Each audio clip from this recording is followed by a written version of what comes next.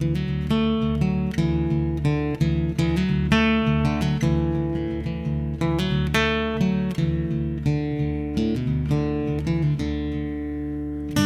is the Storied Outdoors, a podcast somewhere between Lewis and Tolkien and Lewis and Clark, finding clarity in the stories we tell and the adventures that shape us.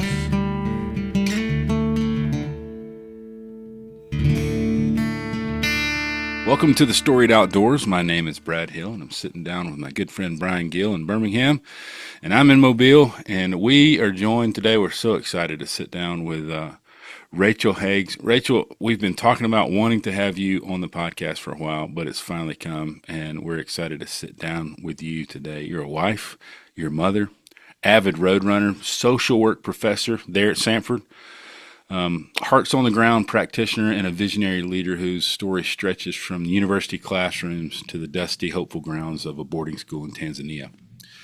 Her work with the Rock International and Stanford University culminated in, I'm going to butcher this, but I'm going to try, Tumaini Jipya. Is that right? Did I say it right? Close. I don't think anybody that would know, I probably could have just gone on. I don't think anybody would have known the correct pronunciation other than yourself would have been able to crucify me. So anyway, New Hope Secondary Girls School, a place where education, faith, and community converge all together. Rachel's journey shows us what happens when a calling meets perseverance, and when research meets prayer, and when stories are lived, not just studied. So we also want to hear about how you celebrated your 40th birthday by climbing Mount Kilimanjaro. Definitely want to hear about that. I've flown past Kilimanjaro, but never climbed it before. But we hope Rachel's journey reminds you that wild places, whether in nature or the margins of society, are often where God's story and ours meet most clearly. So, Rachel, welcome to the Storied Outdoors. Thanks so much for having me. I'm looking forward to our conversation. Yeah, we have, just Rachel and I have known each other close to 10 years now. Probably pretty close. Pretty close to that. And our families have been camping together. Our daughters were in preschool together.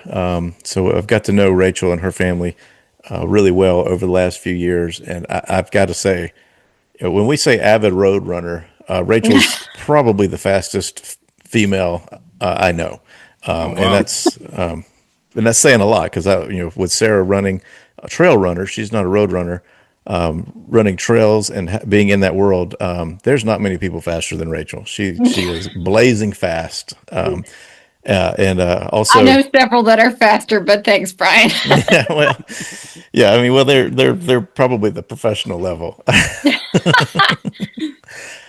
Man, Rachel, I've heard this story so many times, and I'm fascinated every time I hear it and every time I read it. I think this is one of the most inspirational stories that I have known someone to be a part of. So you've kind of devoted your career to social work and teaching and kind of helping the marginalized people, especially in Tanzania. Talk about kind of the early days of Tanzania and what ignited this sense of calling in your field and in your faith. I could say a lot, but my parents were really intentional as I was growing up to invite missionaries into our home and expose us to different cultures. And we had that prayer book, Operation World, and we would read through about the different countries and pray for missionaries there and the people groups all over the world. And so I've always was interested in global work, but I didn't really get the opportunity to do anything like outside of our country until I was in college, and I went to Mexico for the first time. But as a young child, I was always really fascinated with really the whole continent of Africa.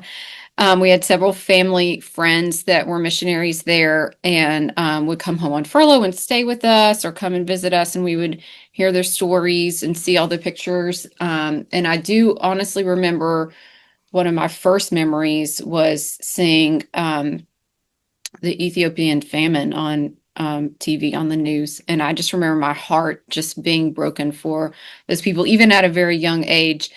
But the first time I actually got to go to Tanzania, or Africa at all, I was starting graduate school. And so that was in 2008. And I was just thrilled because I got invited to go on this service learning trip.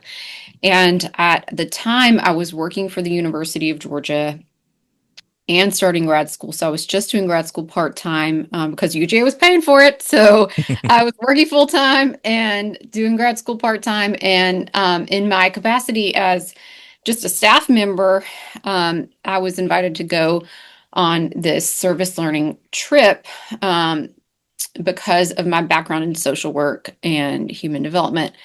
And so going into that, we spent it was a whole group of interdisciplinary people, students, staff, and faculty, that we spent probably about a year getting ready to go to this island in Lake Victoria called Ukerewe.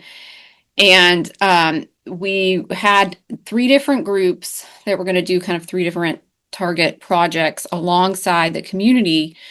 And mine was working with girls.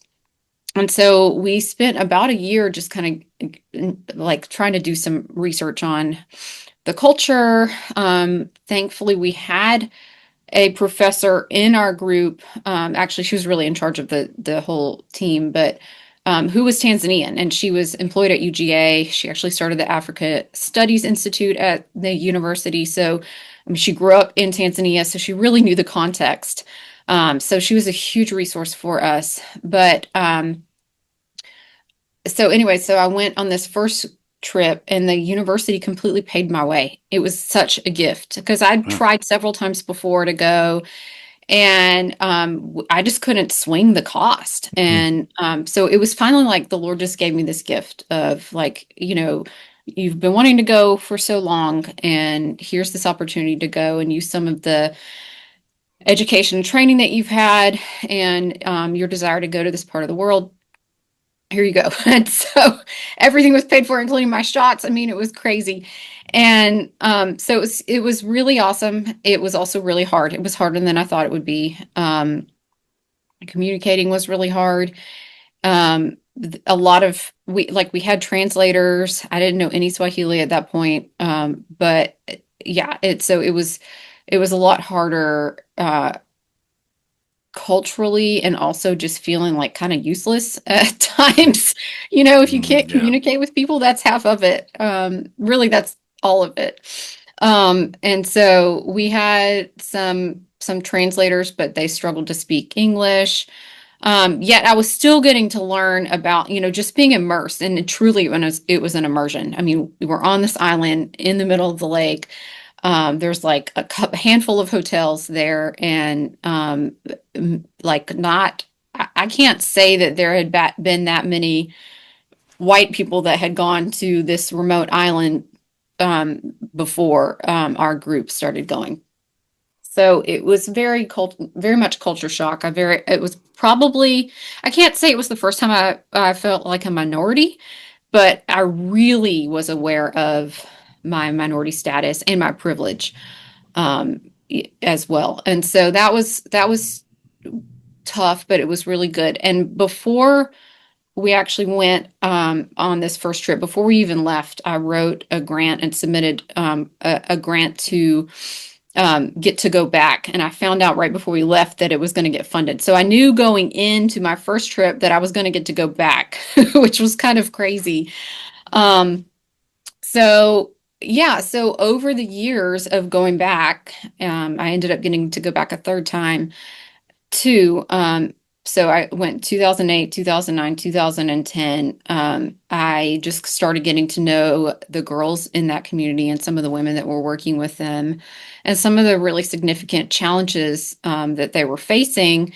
And then in 2009 and 2010, a student from the theater department came with me as well. And so we were collaborating together. Her name was Hunter. We were collaborating together to work with girls and used a lot of drama techniques that I learned from her to just kind of hear some of these girls' challenges and some of the things that they were facing. And they were so much heavier than I would have ever thought. So a lot of it was not just barriers in going to school, but we heard about, girls being forced to have abortions, um, getting pregnant by teachers. I mean, it was just crazy stuff that Mm. we were starting to hear. And then at that point, I knew that I wanted to go back and do my dissertation research there. And the topic of my dissertation research, which was I did that in 2012, was gender discrimination of schoolgirls. And I knew there was going to be a lot, but it was a lot harder to hear a lot of that Man, I bet. than I realized it would be. Just the weightiness of it. And also the reality that like I heard from a couple of people, like specific people at schools that are in the moment, like exploiting girls. And there wasn't anything that I could do about it. And my professors at UGA were like, you better not do too much because we want you to come home alive. Not that I was ever physically threatened or anything, but just Yeah. not long before, there had been a Peace Corps volunteer in another East African country that had died because she reported exploitation of girls. So there was like those kind of fears in my committee's mind. I've always felt really safe there, but I also didn't push it too hard, if that makes sense. Like I was trying to walk the line of um, doing the research well, telling the government what I found without saying like it's these particular people, knowing that the culture would also kind of dismiss it because there was a culture of um, really just not valuing girls, not really being concerned about justice for girls, and like a lot of times perpetrators will um, pay off the victims' families, and that's pretty typical. So So there was from it kind of, I guess one of the big factors that puts these girls at risk was transportation. A lot of times, oh yeah, it's getting to transportation, the schools and poverty. poverty, manipulation. I mean, it just really exposed.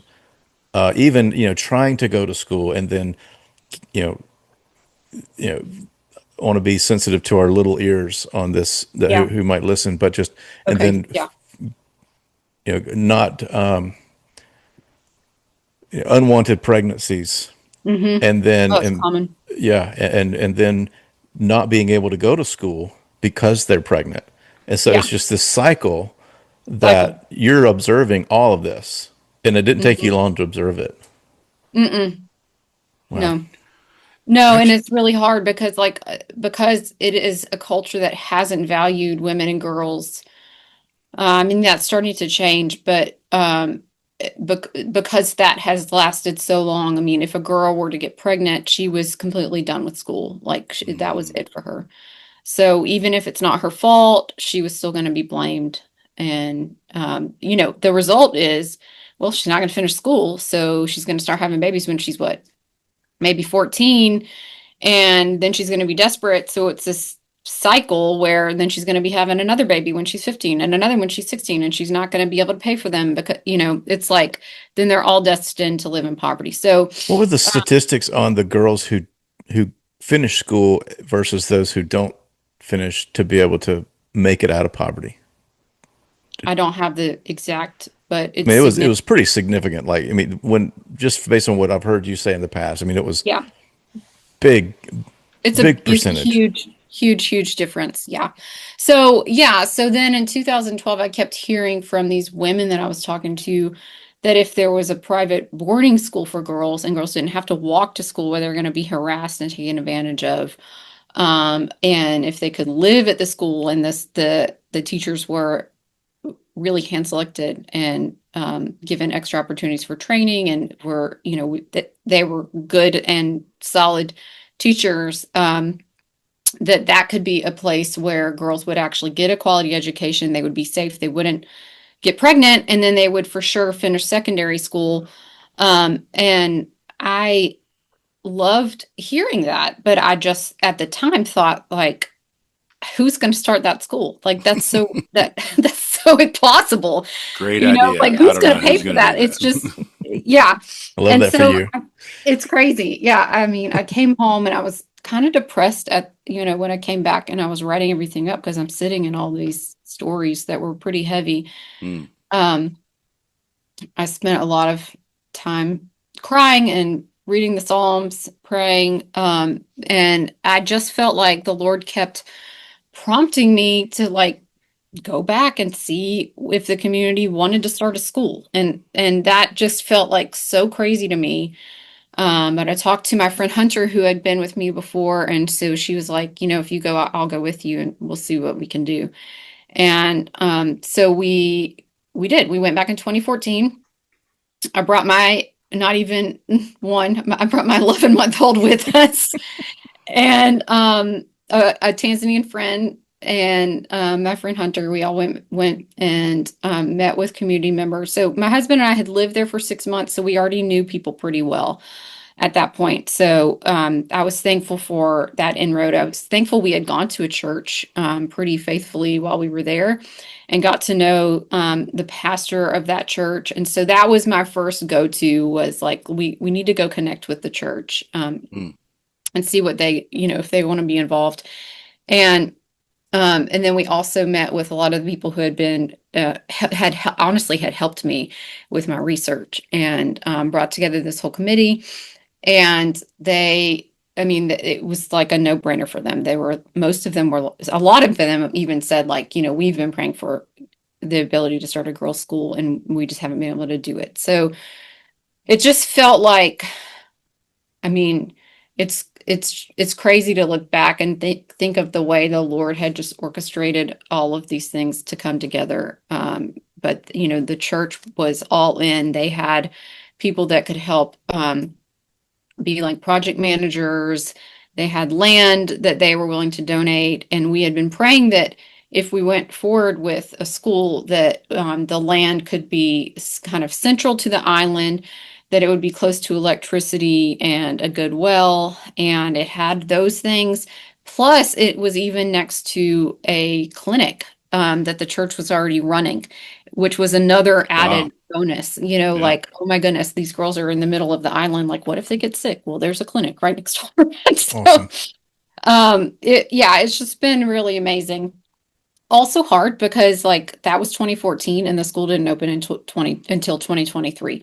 Hmm. So there were a lot of roadblocks along the way with like government policies and different weird requirements. Like we had to have a certain number of labs and like I mean, there's so many buildings that were involved in getting built, which in the beginning, we thought like, oh, we just really need a classroom and a dorm. That's all we really need. Hmm.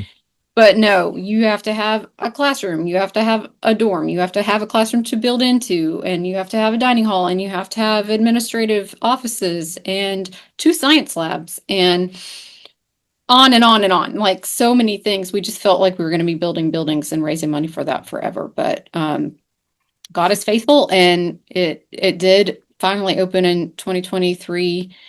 And the coolest thing to me, well, not the coolest thing, but one of the cool things to me was that happened to also align with me being on sabbatical at Samford. So my family got to be there for the opening. And Oh even on the man. first day of class, it was awesome. Like we got to be there to meet the students coming in, and it was just it was a huge gift. How what's the age range of the girls who go there? So they're, yeah, secondary. So I think the youngest we have are 13, but it can range. It's ranges now from like 13, 14 all the way up to 18. So it's crazy to think that some of the youngest students were not alive whenever this dream began. I know. And then they were there for the first opening of this school. Yeah, Wow. it's That's really incredible. it's been awesome.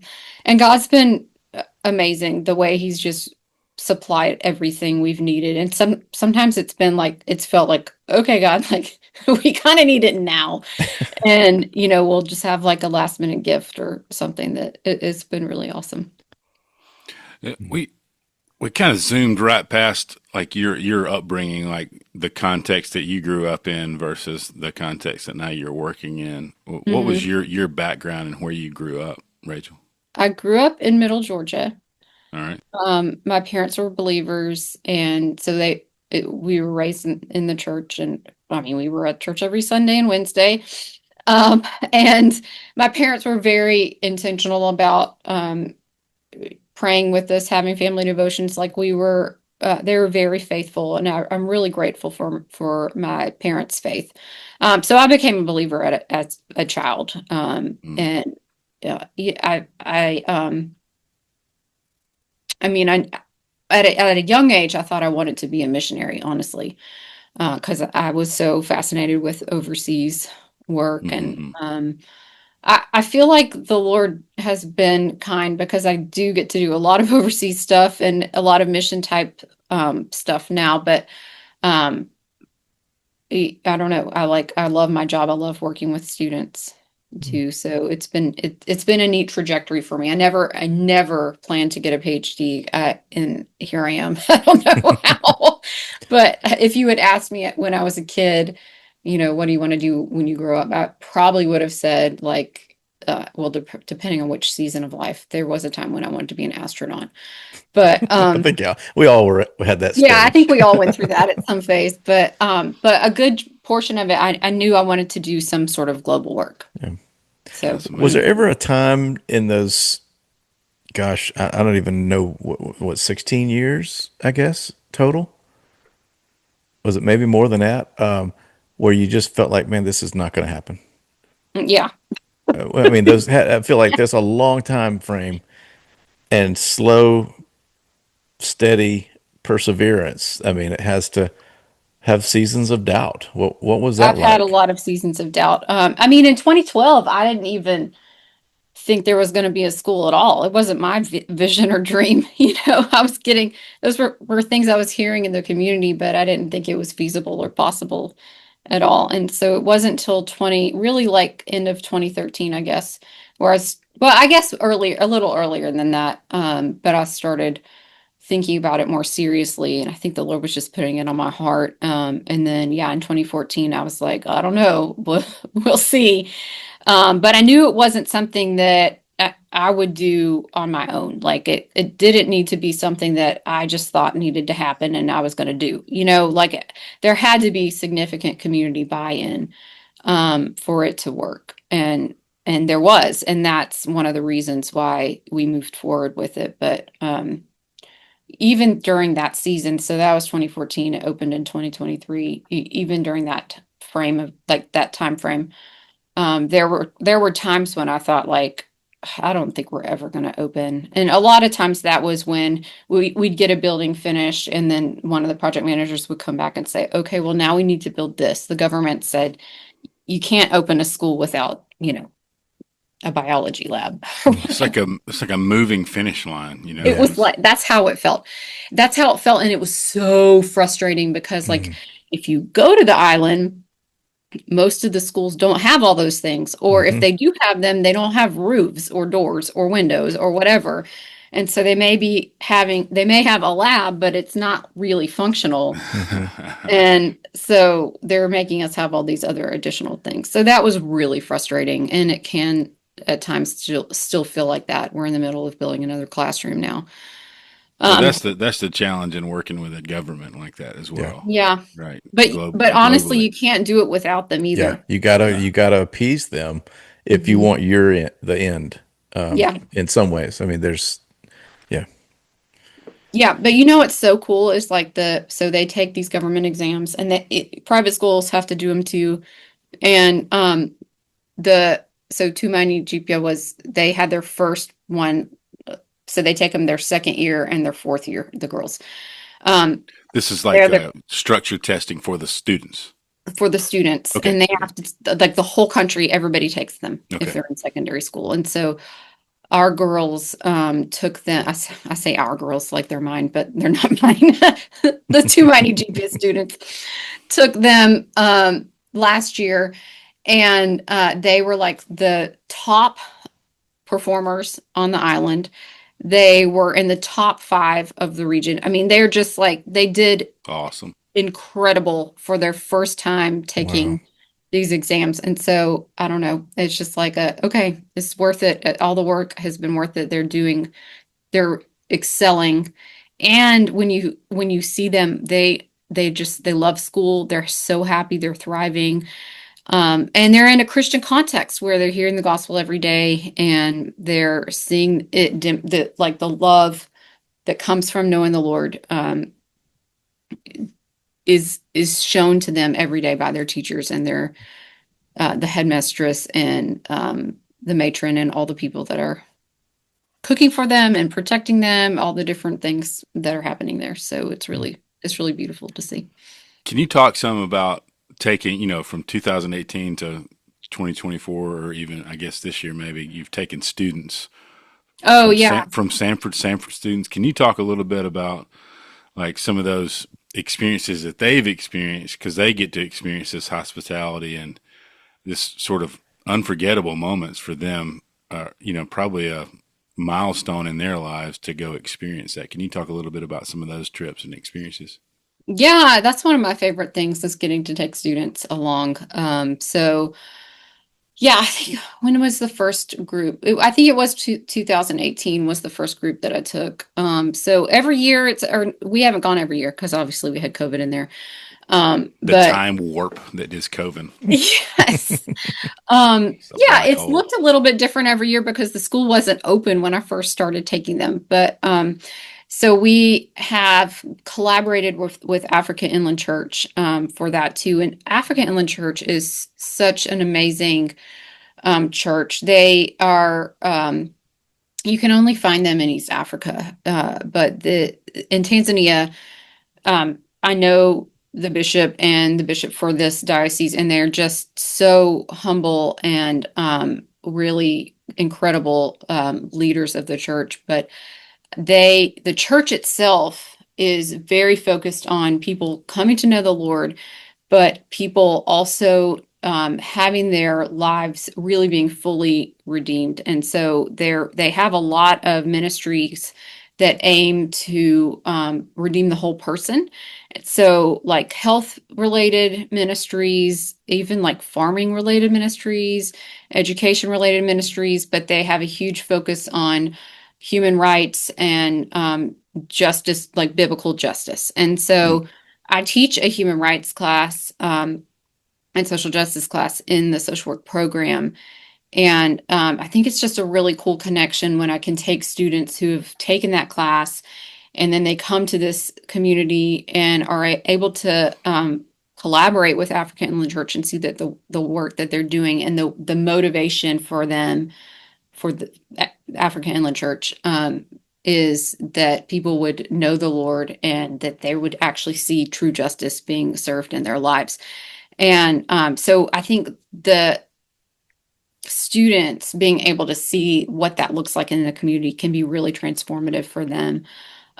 One of the things that they also do is they have started a HIV/AIDS like support group in the Musoma area, and actually there's a few. There's one in Bunda too. But anyways, the point is that it's people that are living with HIV, and they all come together. They're supported by the church, or like the church helps facilitate this group basically, and they are so whole person in that they at the church clinics they can get their medicine for free, and as they come together they have like local farming that they do together. They farm these what they call animed, so they're like basically different herbs and things that can help boost their immune system. They're not in Mm. place of their meds for HIV, but they also help, like, for example, one of them is like a hibiscus flower that can help build up your um, red blood cells and different things like that. And so, and then they make like soap and they make all these different things that they then sell so they can earn an income, and then they get together regularly to encourage each other and they visit each other. So they're just so focused on all of each person, if that makes sense. Mm. And then one thing that I also love that they do is they have started writing songs and they sing about what it's like to live with HIV, that you can still have life, And they've gone around and they'll sing at these like community events, and they're really changing the stigma around what it means to have HIV, which has had, it's carried such a stigma for years and years. But they're changing the culture around it as well. So Wow. that the students will come and visit this HIV/AIDS group and hear from them and sit around and like um, take the flower petals off of these hibiscus flowers, and they'll just help serve whatever project that they're doing, but also like sit with them and listen to them, which all of this is done through an interpreter. But it's really cool to hear some of the stories that people are willing to share with the students and the hope that these people have. I think it really transforms the way the students think about working with people who are living in poverty, and yet the hope and hospitality that these people will offer the students. It's really incredible. Wow. Yeah. Did they make? There's been a few different places in Africa that I've been that take hibiscus and make like a juice out of it, basically. I love it. It's Isn't that? rubella. It's a Yes. Swahili. Isn't Yeah, that delicious? it's amazing. Yeah, hot Man. or cold. Hmm. It's really good. Huh. Yeah. Yeah. Mhm. Delicious. Rachel, I do the girls have to pay to go to this school? Is there how do they get access? How does how Yeah. enrollment? How does that look?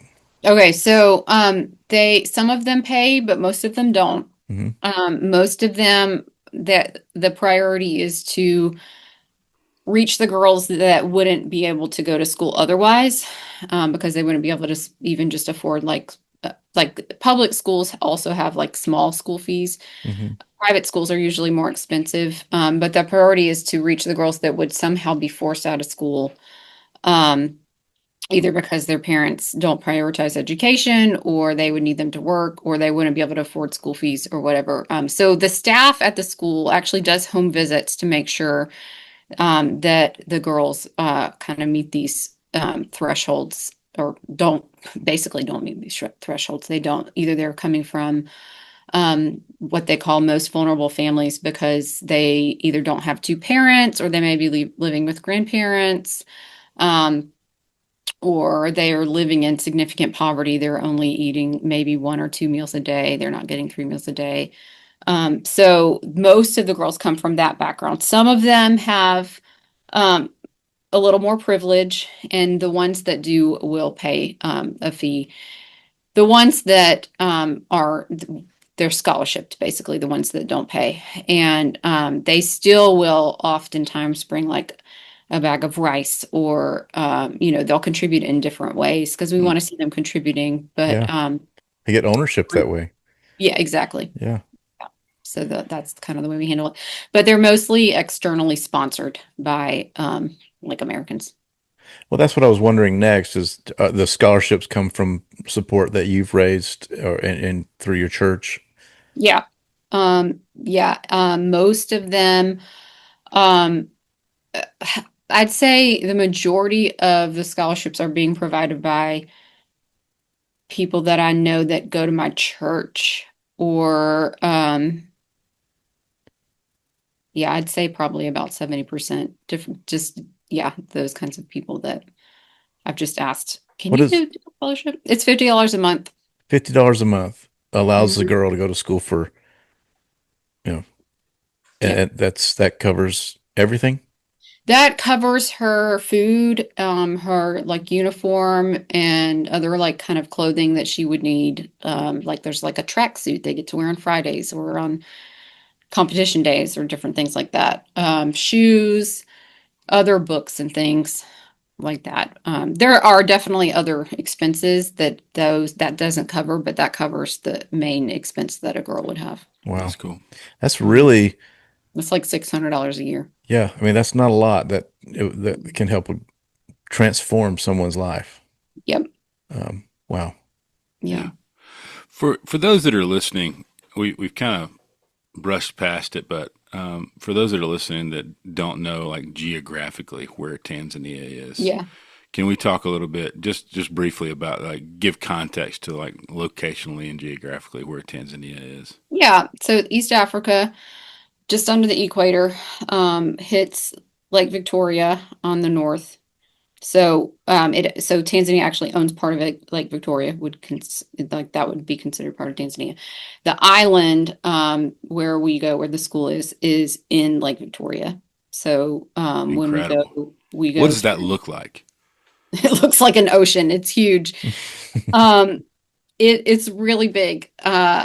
Yeah, when you think about a lake, you wouldn't imagine that it would be that quite that huge. But so yeah, if you go to Tanzania, you go to Kilimanjaro Airport or Dar es Salaam Airport. Those are the two international airports. And then from there to get to Karewe, you would fly to Mwanza, which is a port city. It's the second largest city in Tanzania. And then you would either take a boat or you would then have to drive all the way around. Yep, that's where it is. Yeah, Oh, that's the that's it. that's it.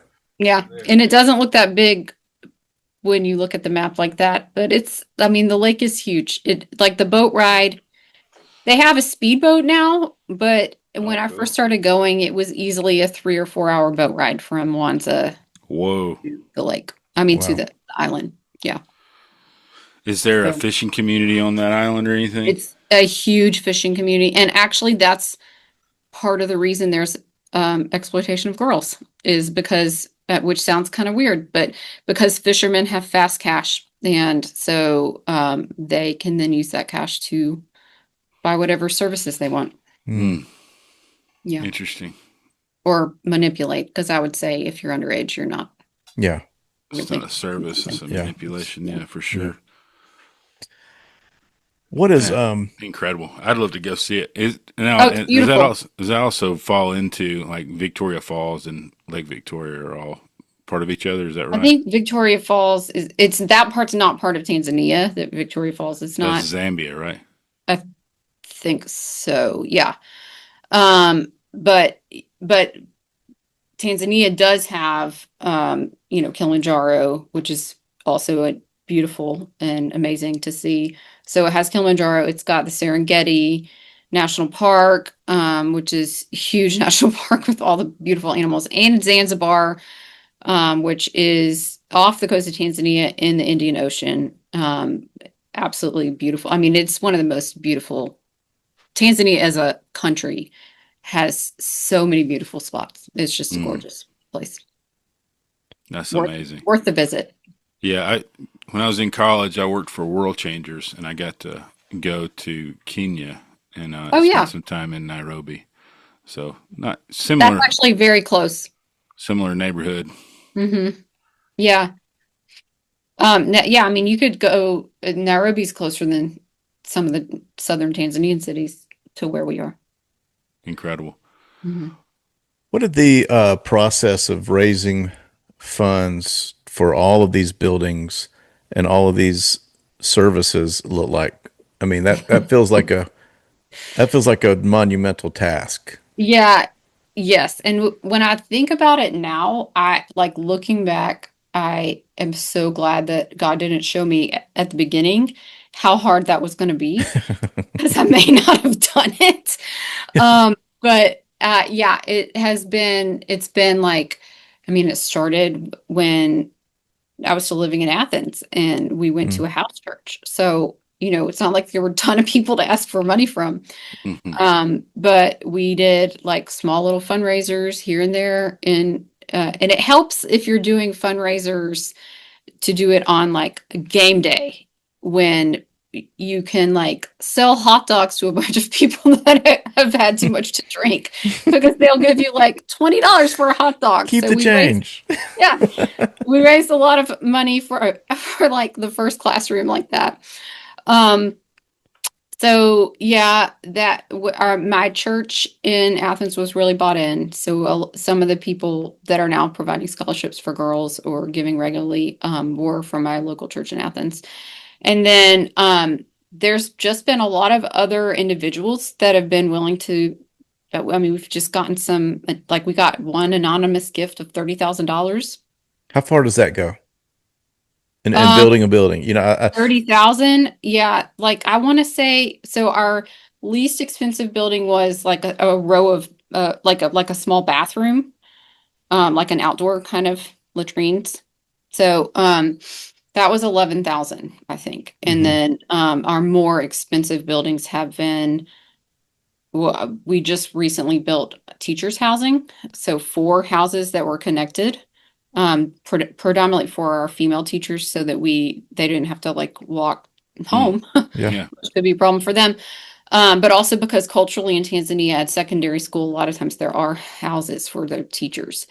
And so that building was, I think, 92,000 was the total cost for all 4 of those homes.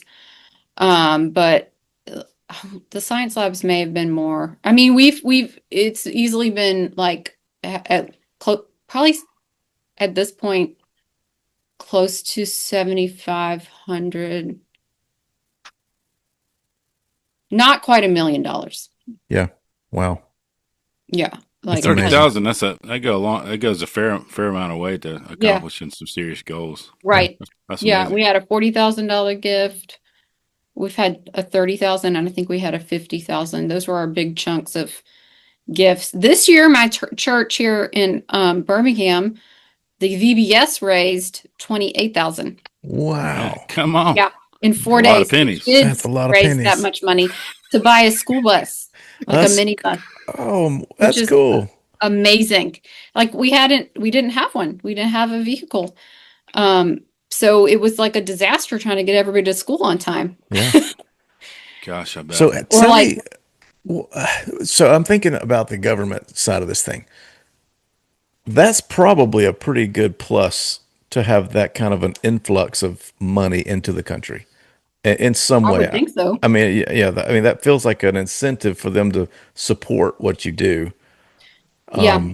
And I don't know if support is the right word, but Well, the allow. government themselves aren't really getting any of it, unless there's like I Yeah. think there's a small tax, but I mean, we're hiring local people, Yeah. and so that is playing into the economy for sure. Yeah, like tax on materials and Yeah, labor. of I course, mean, they're all getting all that's that going kind of into the stuff. community. Yeah. Hmm. Yeah, and even for like local construction, like we hire the local community to do that Oh, kind of that's, stuff. So that's community buy-in too, yeah. because it's jobs for them. And then, like our security guards and our cooks, those are all local people. Hmm. Is there Yeah, a requirement that you be a believer to work at the school? yeah, there is. That's good. There is. They don't have to be a certain Denomination. denomination, Hmm. but they do have to be a Christian. Now, the students, we do have, I think, one Muslim student. They don't have to be believing students, Hmm. but they are in a Christian environment and they're going to hear the gospel. Yeah, and that's pretty explicit. Yeah. Hmm. Huh. Yeah. Wow. How has the perception, like you talked about, how pervasive the way girls are treated and discriminated against? Hmm.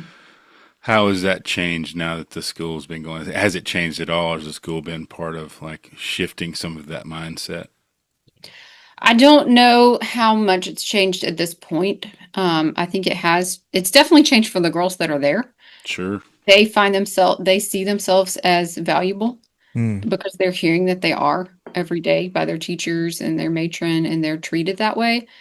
And you can tell that they consider themselves as children of God, as people who are worthy of respect. They have goals for their lives beyond just finishing school, but most of them have big dreams of doing other things. Hmm. So for sure that's changing their personal perspective.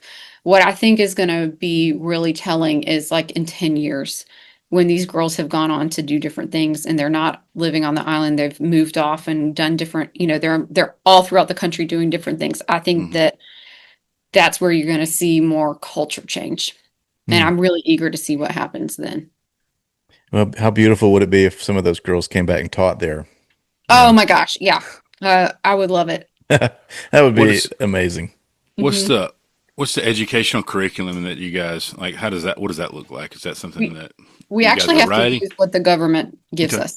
Hmm. Yeah, but we can register as a Christian school, like a religious school. Hmm. And then there is some actual, like they do actually have since we're registered as a Christian school, they have like a standardized exam that the students have to take for their faith class or their Christian class, whatever it's called. I think it's called Bible class. And but we can do other things. So like, I can bring students, and I have brought church people, and we'll do like intense Bible studies with the girls. So we can do beyond what the government, like the kind of the minimum that the government requires, if that makes sense. And Mm-hmm. then they all go to church on Sunday. They all sing. It seems like every Tanzanian I've ever met has They can the all ability sing. to sing like beautiful voices. So they're all part of the choir. Yeah. And so they're automatically um, kind of involved in those kind of extracurricular things as well. Wow.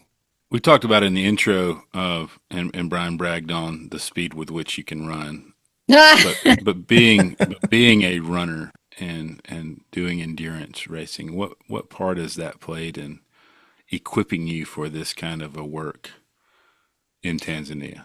Yeah, that's a great question, Brad. I do think that it has helped me know that perseverance is just part of it. Mm. And like, yeah, I mean, I've had to learn. I've run marathons, and so the training, the work, the fatigue, all of that comes with training for a marathon, like it's the same. It's not the same, but it's a similar comparison as to what goes into this kind of work, and that like you work really hard, you labor, you put in the long days, and you may not see results right away, but Hmm. then at some point you do, and there's victories here and there. And then you just keep going. It's like Mm. there's a commitment level to it too. But yeah, I definitely think there's a comparison to running. Yeah, Yeah. you develop that, I guess, the tenacity to keep moving. Like Keep going. when you're tired, you're like, all right, man, I'll just make it to that, make it to that stop sign sometimes, and Yep. so I mean, it's amazing. I mean, when you look at starting in 2014 to Yeah. now, like that's a It's been long awesome. journey, but man, what an incredible, and when you get finished, you look back and go, man, look at all the things, look at all the things we accomplished, but ultimately look what, I would say, look what God has done, Look right? what God has done. Yeah, because I mean, I look back and I'm like, none of this could have happened without the Lord. He provided the people, He's provided all of the resources. He's given people like the buy-in too, Mm-hmm. to trust. Uh, a lot of times I'm like, I don't know what I'm doing at all. But God has, in each step of the way brought along somebody that has either been more equipped than me or can speak wisdom in, or, has given good advice or whatever, or has just been the right encouragement along the way as well. What's a cultural thing that is very different in Tanzania than it is here, but man, you wish that we had that kind of a mentality that they had?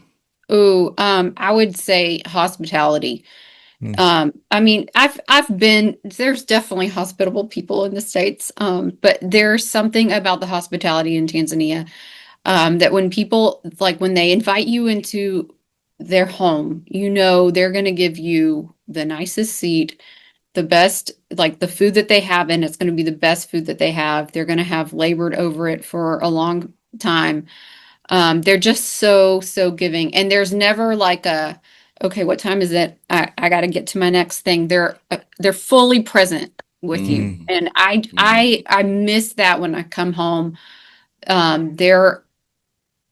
Their ability to put you like to be present with you in that moment is something that I've learned really well from people there. I wish I was as good as it as they are, but there's no rushing to the next task. They're just with you when they're with you, and I love that.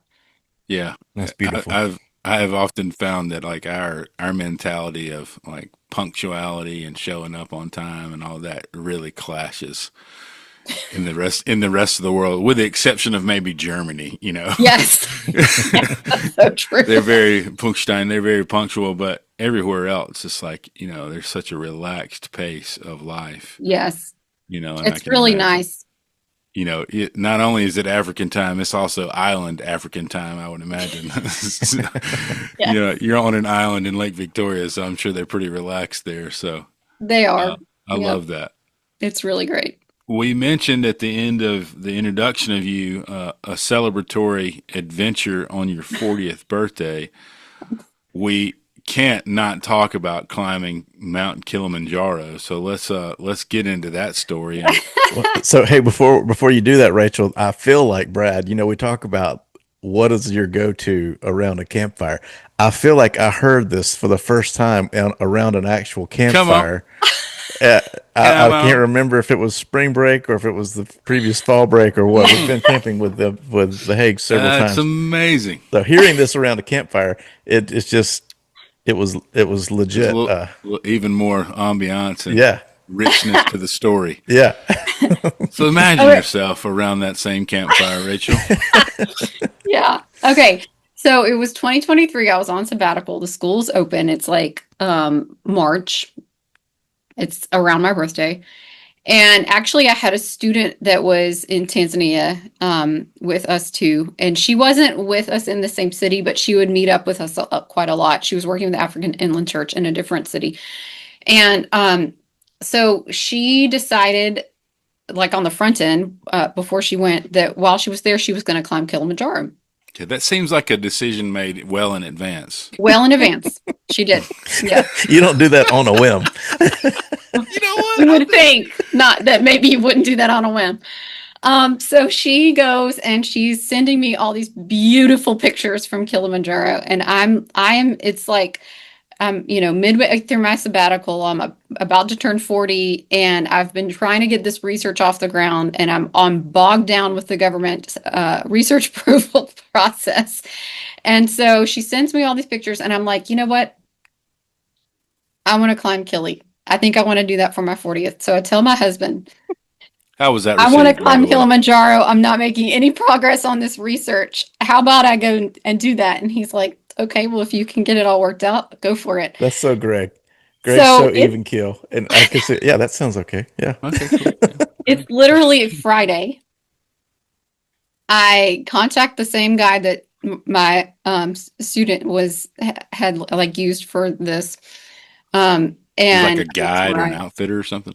what? Is he like a guide or an outfitter? Yeah.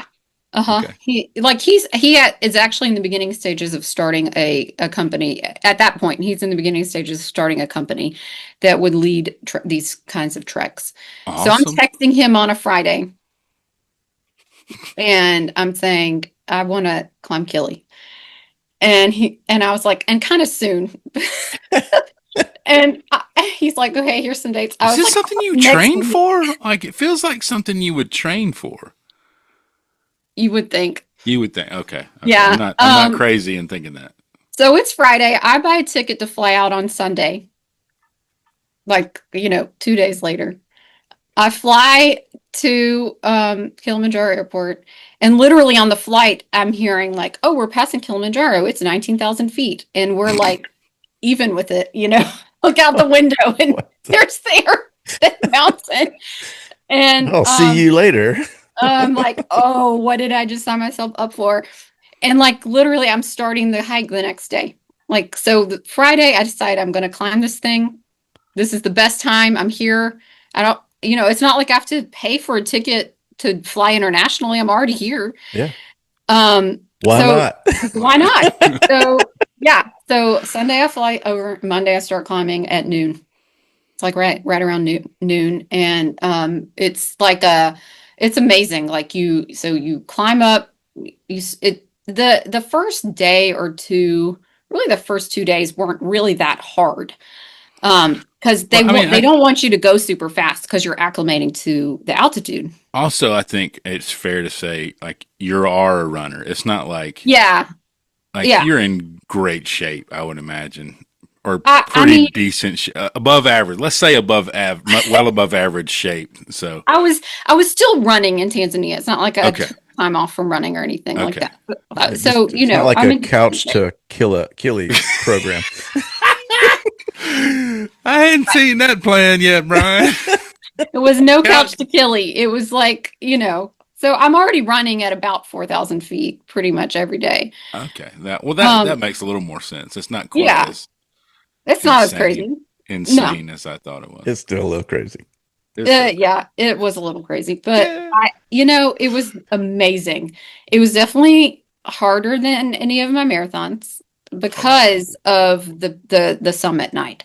So what they do is you get there on a Wednesday, you get to like what they call base camp. So this is like the last camp before you peak or go up to the peak. And then you sleep until 11 p.m. So you're hiking in the morning, then you get there, you eat, you go to sleep until 11 p.m. They wake you up, they feed you, and you start to summit at midnight.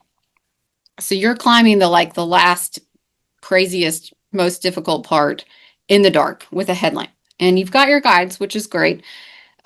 But there are definitely some moments when I was like, I don't know if I can do this. Like I was so scared because like how dark? How so dark is it? Like it's so when? dark, Okay. like pitch dark. It's pitch dark, and the ground is not like it.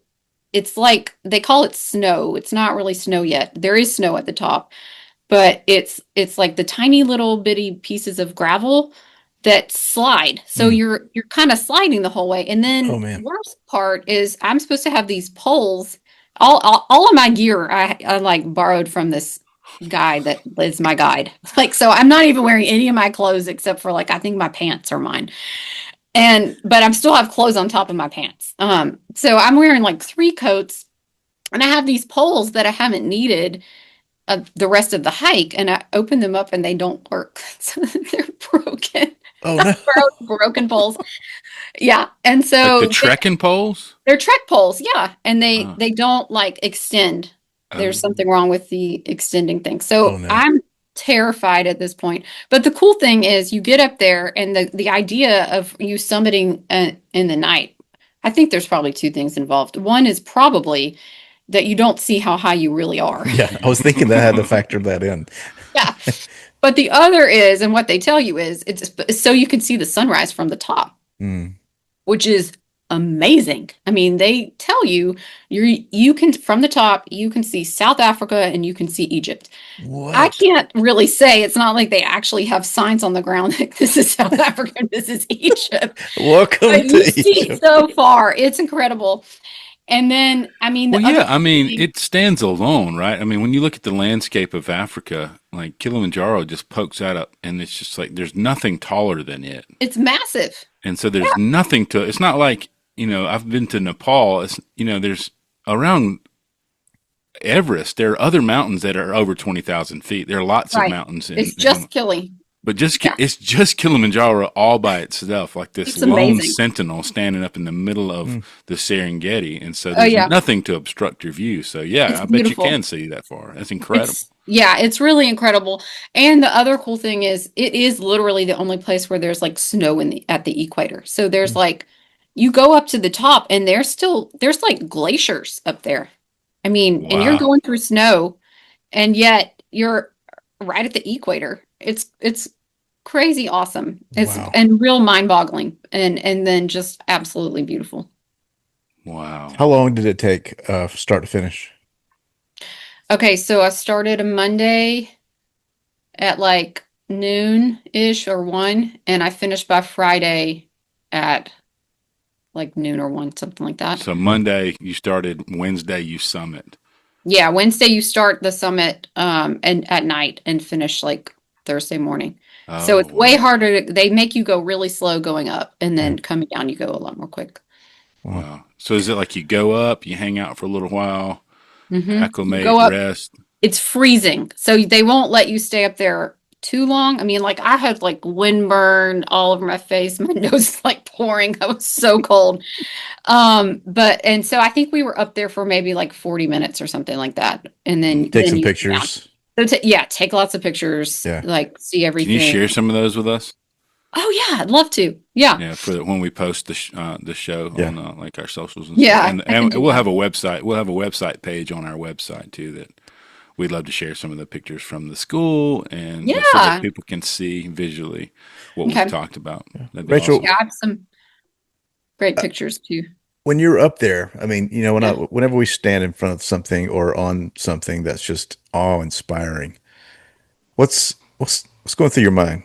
I mean, are you exhausted? Are you I mean, are you thinking, is there a moment of clarity? Is it just awe-inspiring? What's going through your mind when you're at the peak watching that sunrise? Um, I think honestly, it's gonna sound kind of silly, but I think I was singing that Shane and Shane song, like "Oh Lord, how majestic is your name." That Mm, one. Mm, Yeah, it's like it's hard to fathom how awesome God is, and like getting to be on top of a mountain and see His creation like that, and to go through like it like Kili itself goes through five different like geographic changes mm, too as you're going up. I mean, you start in the rainforest and then you end in like, the top of a mountain where there's glaciers. It's like incredible. You wow. go through an Arctic desert. I mean, it's phenomenal. It's just you see so much the majesty of God and his um like how creative he is and yeah, I don't know. Those are the kinds of thoughts that I have is Mm. just how awesome God is. Yeah, that's awesome. wow. There's Um, yeah, go ahead, Bray. coming down, what was as you're coming down? I was Because like, please sometimes I don't think die. that's like coming down. Sometimes I think, man, this is harder than it was going up. Like I I was know it's terrified coming down because like on the top, like you're looking out, you see like really far and yeah, it's because it ain't dark no beautiful. more. Sun's up. And it is. And then the coming down when you start to like come down, I mean, it's literally like they call it like skiing because the rocks are so fine. And like I was just slipping and I was terrified. I had no idea I was that high, so much higher than base camp. Wow. But coming down, so it took almost 6 hours to get up, not quite, but and then coming down is about three. So you're just going way faster because you're just doing a lot of sliding. Mm-hmm. It was terrifying. like Mm. from a breathing standpoint, what was the air like? It was really thin air, um, and cold. It was really cold. Like Yeah, real, I hate being cold. Brian knows this about me. I hate being not cold. quite high enough to need oxygen though, right? Like you They guys. bring oxygen tanks, like all your guides, and you're not allowed to actually climb Kili without a guide. They will carry oxygen tanks because people do actually need Sure. them. I didn't need them, but sometimes people will need them. And like Yeah, I mean, um 19,000, 20,000 feet. Jeez. yeah, and they limit how much time you're allowed to be up there. Like the guides are watching their clocks the whole time you're up there. Mm. They don't Wow. want you to be up there too long. Wow. Wow. Yeah. But the That's crazy part incredible. is most of those guides that like go up with you, they're going like every week. They Just like up and down, up and down. they just go up like it's nothing. And the other thing that I found so crazy was like there's this little plaque at the bottom for like the first Westerner that's climbed it. But and then there's like a little plaque next to it and I don't even know if they say the guy's name, but the guy that guided him up was like a local man, Tanzanian man, and he climbed the whole thing without shoes. Hmm. Oh, Like, I well, mean, that's a flex. I should tell Magdalene that my daughter, my youngest daughter, hates to wear shoes and Yeah, she loses them everywhere. her and But like, Perry, they just were going through the campsites without shoes the whole no time. shoes. Yeah. Yeah, Little I leather mean, hobbit feet. I just can't imagine. Well, it's the snow that makes me the most like. I mean, did he lose a toe? I don't know, but yeah, I mean, all the Wow. way up to the top without shoes. I can't imagine. Wow. That's Wow. incredible. Well done. It was awesome. I That's would totally do it again. Was it a nice break from the drudgery of research and dealing with the government? Was that what you It was a needed? nice break. Yeah, it gave me a good mental space. It was really, really awesome. Yeah. well. Yeah. The last Well, question we like to ask is, what's your next adventure? Oh It could man. be for Killy I Part mean, Two, or well, I think I'm gonna go. I I don't don't know. know. So this is the thing, like obviously when I climbed Kili, I didn't really do much planning. And I just like I was like, you know what, I think I'm gonna do it. I'm not really that impulsive of a person on the like normally.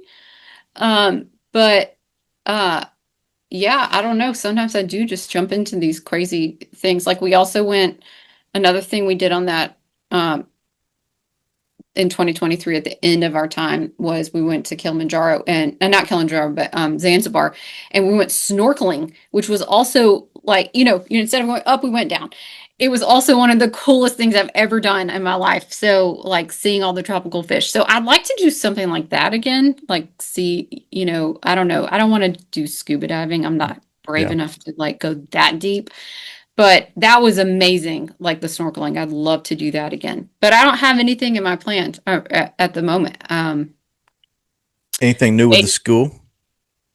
I'll go back in January, bring in a group. And so 2026 fall. So the school calendar is January to like fall. It's not like our calendar. They Hmm. start in January.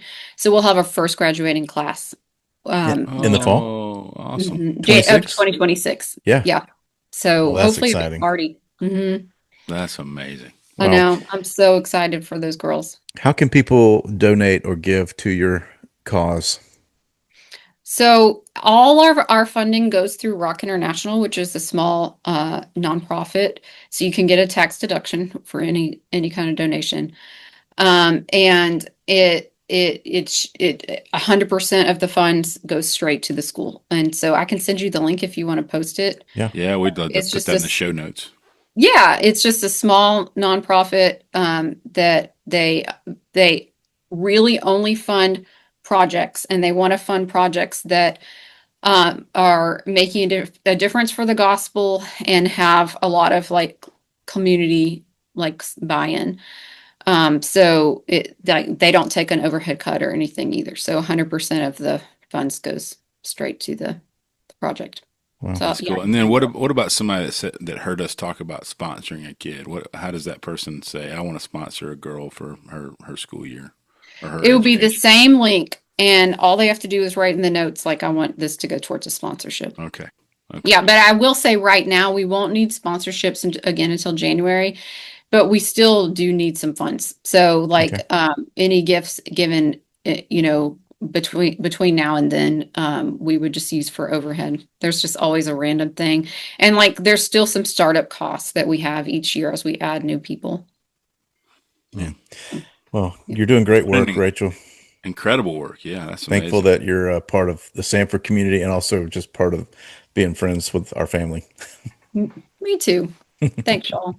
Thanks for the privilege of talking about what God's doing in my life. Hmm. Yeah, that's amazing work, and unfortunately there needs to be probably more schools like that because that's not localized to that island in Yeah, it's Lake true. Victoria. That is a It's not. pervasive evil really throughout the world, but in specific throughout Africa. Hmm. Yeah, if you dig into the research, I was surprised at how common that issue is Yeah, actually. yeah, So, yeah, but an maybe we'll incredible. make a small difference. Well, yeah, I think about that story. I've used it before in one of our essays, but the guy's on the beach and there's all these starfish. He's throwing them back into the ocean one at a time, and the guy's like, "You're never going to make a difference, all these starfish." And he throws one back and says, "Mattered to that one." Yep. I love that story. Yep. It That's true. matters to that one. So Matters to that one. those little girls are going to graduate, and they have their whole identity is a shift in their mentality, and Yeah, that's true. their what they believe about themselves and has been shifted and will be. Each girl that comes through there will have a dignity about them that has Yeah. been gifted to them through their experience at the school. And man, that's incredible work. And praise God for that kind of work. And those are the people that He cares for. Pure religion, there, Yes. right? Amen. Yeah. And so, Yep. man, what a great work to love those. And make that kind of education and hope available to those young ladies, and to see what the Lord will do with those ladies. Maybe they turn into leaders, maybe they turn into government leaders. Maybe I wouldn't be there's a surprised. seismic shift, in the mentality of Tanzania in years to come with those young ladies. So what a privilege to be able to share that story and tell that story for our listeners. Man, I hope you guys, all the listeners out there, if you want to plug in, we'll have all of those, that link to support this work in the show notes, and follow along their work. Does that link also connect to a website where there's news perhaps about the school or anything like that? There is a website, but if people want updates, I send out a newsletter. So there you go. I'm happy to add people's names to the newsletter. Fantastic. Well, that's lovely. And man, what a delightful conversation. We hope it encourages people to maybe, say, well, while I'm in Africa, I'll just go climb Kilimanjaro. I mean, I'm here already. Why not? I might run down to the Quick Mart, go climb Kilimanjaro. Yeah, build a school. I love that. I love that sense of adventure, and man, that's incredible. And I think opening people's eyes to what is possible. Yeah. Like starting a school, that's probably seemed insurmountable, but here you sit and share with us the first graduating class. So man, I hope it inspires people to get out there, take some chances, and do some amazing things, and see what God does with faithfulness and a willingness to go, and write some stories and share some adventures in the place we love to call the Storied Outdoors. Thanks, Brad. Thanks, Brian. If you've enjoyed this podcast, please take some time to leave us a review, or better yet, share it with a friend.